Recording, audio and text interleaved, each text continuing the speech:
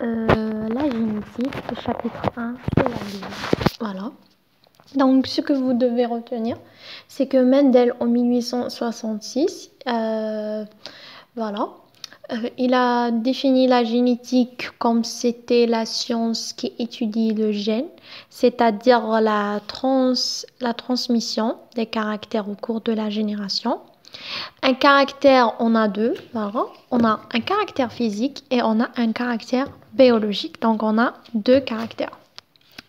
Mendel a compris qu'il y a un élément qui est responsable à la transmission des caractères, bien sûr, c'est l'ADN. Et aussi, ils ont fait des expériences, voilà.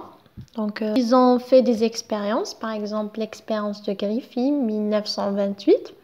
Il y avait deux souches de bactéries. On a une souche R et une souche S, deux souches. La souche R, elle n'est pas pathogène, mais la souche S, elle était pathogène. Donc, elle causait la mort des souris. Donc, la cellule S, elle va causer la mort de la souris, mort.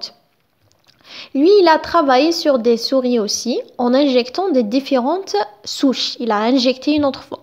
Quand on injecte la bactérie de type S, S, la souris va mourir, donc mayita.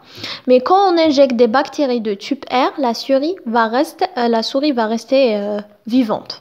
Il a fait une autre expérience, donc il a pris la souche R, la souche S. Après, la souche R, elle n'est pas pathogène, la souche S, elle est pathogène. Après, il a injecté, quand il injecte la souris de la type S, la bactérie, elle va s'éteindre.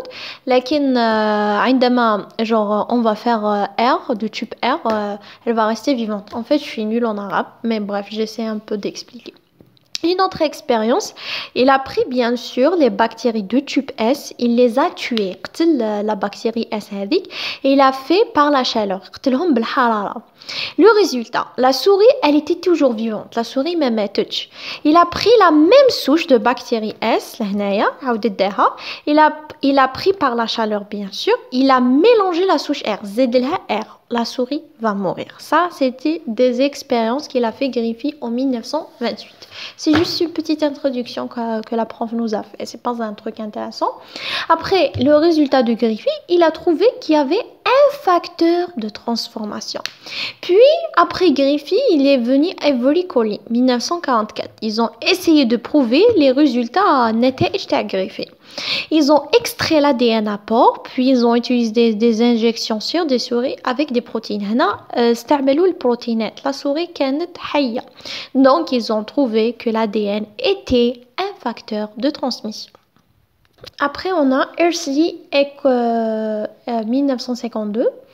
Le virus inclut son ADN, bien sûr. Ils ont travaillé sur des isotopes. Les isotopes, que veut dire le mot isotope? C'est des éléments radioactifs. On a le phosphore, on a le S35.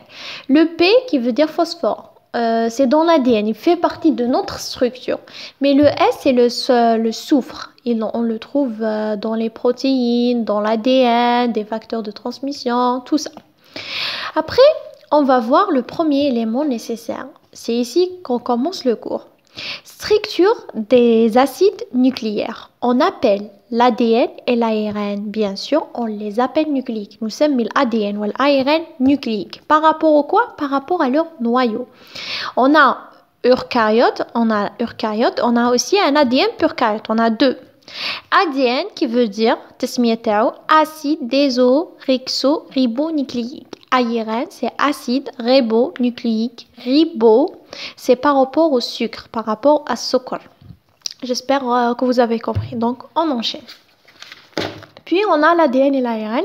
Ce sont aussi des molécules. Molécules, comment elles sont? Polymères. Polymères, polynucléides. Donc, soit on va dire des molécules polymères, soit plutôt deux. Soit on va dire des molécules polynucléides. l'ADN ou l'ARN. On dit comme question, c'est quoi un nucléotide? Un nucléotide, c'est trois. Il a trois éléments. La base, anose qui veut dire sucre, plus le phosphate. Il faut savoir les bases d'ADN, c'est quoi? Il faut savoir aussi les bases d'ARN, c'est quoi? Les bases d'ADN, A, G, C, T. قواعد الأزوتية كنا نقراهم في البكالوريا. Les bases d'ARN, A, G, C, U. Les bases sont deux types. On a deux types. نوعين من les bases. يعني pas, je parle pas sur l'ADN et l'ARN. L'ADN, là c'est base et l'ARN, là c'est base. Les bases, on a deux types aussi. Les bases purines et les bases pyrimidines. Je me rappelle pas en fait comment on disait ça. En fait, je me rappelle pas. Purine, c'est A et G. Et pyrimidine, c'est T et C et U. Voilà. Ça, c'est les bases pyrimines et ça, c'est les bases pyrimidines. C'est quoi la différence entre les bases des pyrimidines et pyrimidines? C'est une question. C'est la structure. Or que les bases dans leur structure, les pyrinagi, les AOG, ils ont dans leur base, dans leur structure, elles ont deux cycles. Donc on les appelle, nous sommes décycliques. Mais les pyrimidines, dans leur structure, elles sont monocycliques, elles sont riches en azote. Voilà la forme, شكل تاع les pyrimidines qui va يجي et la forme تاع la structure du pyrine qui va يجي. Donc قواعد azotia, on a deux. J'espère que vous avez compris. N'oubliez pas de faire like et de laisser un commentaire si vous n'avez pas compris et abonnez à ma chaîne. Merci.